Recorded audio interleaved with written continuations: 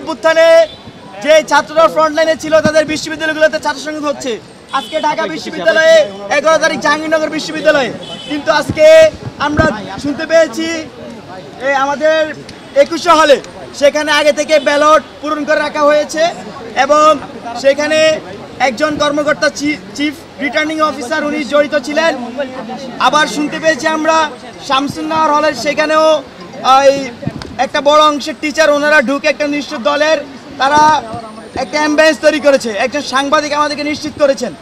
তো এই যে আশঙ্কার কথা, এই কথা কিন্তু আমরা দীর্ঘদিন ধরে বলে আসছিলাম বিশ্ববিদ্যালয় প্রশাসনকে। আমরা শুনতে পাচ্ছি ইন্টারনালি ইলেকশন ইঞ্জিনিয়ারিং হওয়ার মতো একটা পরিস্থিতি তৈরি হচ্ছে এবং সেটা একটা নির্দিষ্ট পাওয়ার পলিটিক্সের যারা পার্টি আছেন তাদের পক্ষ থেকে। তো এই যে আশঙ্কা, সেই আশঙ্কা আমরা দীর্ঘদিন ধরে করে আসছিলাম। আজকে সেই আশঙ্কা মাঠে দেখা যাচ্ছে। শিক্ষার্থীরা আশঙ্কিত। আমি কার্জনে ছিলাম, সেখানে আমি চেষ্টা করেছিলাম যে কার নামে এটা পূরণ করা হয়েছিল সেখানকার কেউ বলতে চাচ্ছিল না। তো তার মানে নাম প্রকাশ করতে যাচ্ছে না। এর মানে হচ্ছে এখানে এ ধরনের একটা বড় সম্ভাবনা তৈরি হচ্ছে যে ভোটে কোনো ধরনের ইঞ্জিনিয়ারিং হচ্ছে কিনা বা করছে কিনা কেউ। এবং আমরা জরুরি সংবাদ সম্মেলন ডেকেছি বৈষম্যবিরোধী শিক্ষা সংসদ প্যানেল থেকে। আমরা ঢাকা বিশ্ববিদ্যালয়ে একটি সুষ্ঠু নিরপেক্ষ ইলেকশন চেয়েছিলাম, এখনও চাই। আমরা মনে করি আজকের এই দিনে ঢাকা বিশ্ববিদ্যালয়ের শিক্ষার্থীরা ভোটের মাধ্যমে তাদের যোগ্য নেতৃত্ব খুঁজে নেবেন। জুলাই অভ্যুত্থানে এই ক্যাম্পাসের শিক্ষার্থীরা অবদান রেখেছে, সারা দেশের সকল শিক্ষার্থীরা অবদান রেখেছে। তারা এই ছাত্র সংসদগুলো নিরপেক্ষ ছাত্র সংসদ তারা প্রাপ্য। আমরা মনে করি যারা এভাবে ক্ষমতাকে কুক্ষিগত করার চেষ্টা করছে, যারা নির্দিষ্ট দলকে জিতানো এজেন্ডা বাস্তবায়ন করার চেষ্টা করছে, তাদেরকে ব্যালট বিপ্লবের মাধ্যমে শিক্ষার্থীরা রুখে দিবে।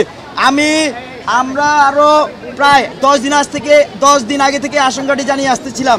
আমরা শুনতে পেয়েছি প্রতিটি হলে 300 করে ভোট কনভার্ট করবে নাকি। তাহলে 5600 ভোট যদি কনভার্ট করে তাহলে ওনাদের ভিপি জিতে ফেলতে পারবে। তো আজকে এই ধরনের এজেন্ডা কতটুকু বাস্তবায়ন করতেছে এটা আপনাদেরকে খতিয়ে দেখার জন্য সকল সাংবাদিক বন্ধুদেরকে আহ্বান জানাচ্ছি।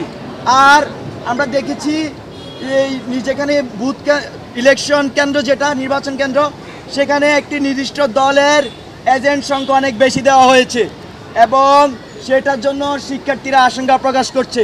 তো সব কিছু মিলিয়ে আমরা এখনও আশা রাখতে চাই এই ইলেকশনে যে ধরনের কলঙ্ক তৈরি হচ্ছে সেটা আপনারা খুঁজে বের করবেন এবং বের করে জাতির সামনে উপস্থাপন করবেন কারা ক্ষমতাকে চুরি করতে চায়। আমরা দেখেছি হাসিনা ক্ষমতাকে চুরি করতে গিয়েছিল, আমরা দেখেছি হাসিনা রাতের ভোট করেছে, আমরা দেখেছি হাসিনা ইলেকশনে ডামি ইলেকশন করতো। আমরা হাসিনার এই আমলটা বেশি দিন হয় না যে আমরা পার করে এসেছি। নতুন করে যদি কেউ এরকম করতে চায় তাহলে ঢাকা বিশ্ববিদ্যালয় আবার অভ্যুত্থান হবে। এই ঢাকা বিশ্ববিদ্যালয় জুলাই মাসে সবার আগে অভ্যুত্থান হয়েছিল ছাত্রলীগের বিরুদ্ধে।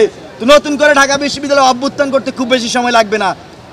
আর যদি জাতীয়ভাবে কেউ এই ধরনের সাথে জড়িত থাকে তাদের বিরুদ্ধে আমরা আজকে এখানে সংগ্রাম ঘোষণা করছি। আমরা আপনাদেরকে সাংবাদিক বন্ধুদেরকে আহ্বান করছি, আপনারা জিনিসটা আরও খতিয়ে দেখেন বিস্তর, কোথায় কোথায় এই ধরনের কারচুপির সাথে কে জড়িত বা এটা হচ্ছে কিনা আরো কতটুকু হচ্ছে। সানশাইন আটা ময়দা সুজি, ভালোবাসায় তৈরি।